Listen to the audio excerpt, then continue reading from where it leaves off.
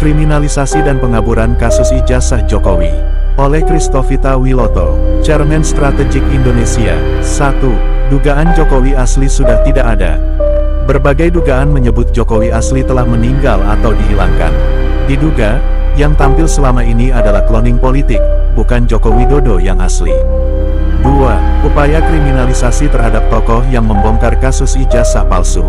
Bukannya menjawab keaslian ijazah, justru Jokowi atau pihaknya melalui aparat hukum dilaporkan berusaha mengkriminalisasi mereka yang membongkar kasus ini.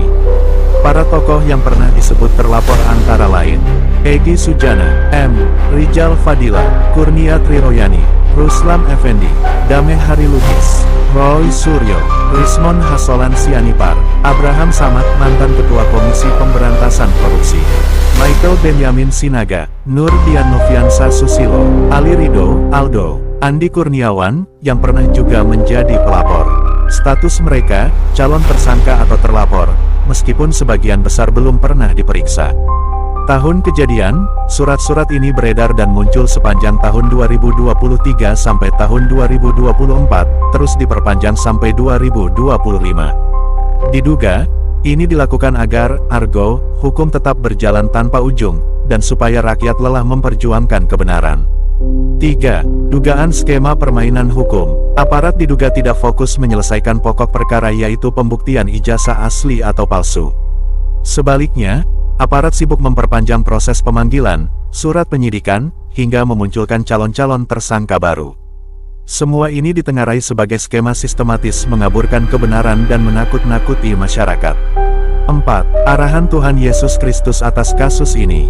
Jangan takut menghadapi ancaman dan kriminalisasi.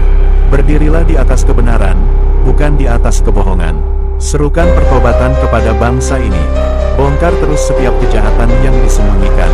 Tetap sabar, karena terang dari Allah akan membongkar semua kegelapan.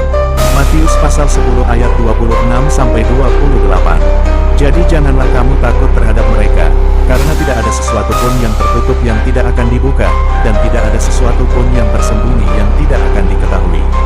Apa yang kukatakan kepadamu dalam gelap, katakanlah itu dalam terang, dan apa yang dibisikkan ke telingamu, beritakanlah itu dari atas atap rumah.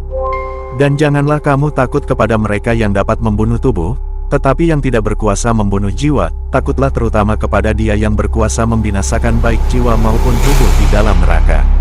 Arahan singkat Tuhan Yesus Kristus.